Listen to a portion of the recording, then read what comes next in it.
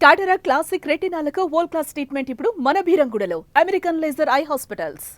నమస్తే, welcome to Suman TV. నేను జానకి. సాధారణంగా ప్రతి నెల జీవితానికి దగ్గరగా ఉన్న అంశాల్లో రూల్స్ మారుతూ ఉంటాయి.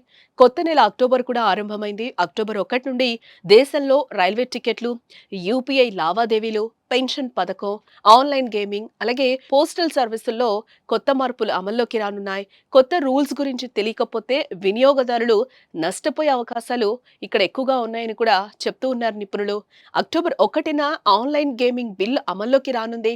దీనివల్ల ఆన్లైన్లో డబ్బులు పెట్టి ఆడే గేమ్స్ అన్ని కూడా బ్యాన్ అవ్వబోతున్నాయి. అలాగే రైల్ టికెట్ బుకింగ్, అలాగే రిటర్న్ చేసే విషయంలో కూడా కొన్ని మార్పులు చేశారు.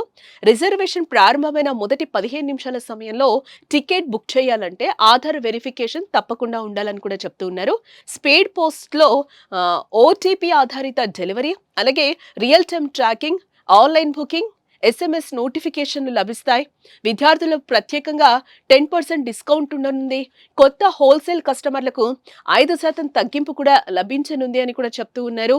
ఎన్పిఎస్, యూపీఎస్, అటల్ పెన్షన్ వంటి పథకాల్లో మార్పులు కూడా వచ్చాయి. Pension fund regulatory and development authority multiple scheme frame work అనే కొత్త సదుపాయాన్ని కూడా అందుబాటులోకి తెచ్చింది. ప్రభుత్వేతర ఎన్పిఎస్ చందాదారులు ఇకపై తమ పెట్టుబడిలో 100% వరకు కూడా ఈక్విటీలలో పెట్టుబడి పెట్టడానికి అనుమతిస్తారు. ఇకపై ప్రతి నెల సిలిండర్ ధర మారనుంది అని కూడా చెప్తూ ఉన్నారు. చమురు మార్కెటింగ్ కంపెనీలు ప్రతి నెల మార్పులు తేవడమే దీనికి కారణం అని కూడా చెప్తూ ఉన్నారు. యూపీఐ పేమెంట్స్ లో అక్టోబర్ 1 నుంచి P2P ట్రాన్సాక్షన్స్ ను బ్యాన్ చేయనున్నారు.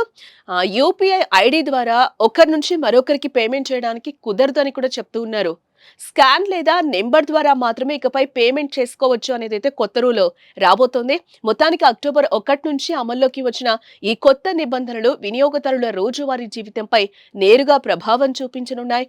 కొత్త నిబంధనలు తెలుసుకుని పాటించడం ద్వారా ప్రజలు అనవసరమైన ఇబ్బందులు, నష్టాల నుంచి తప్పించుకోవచ్చని కూడా చెప్తున్నారు.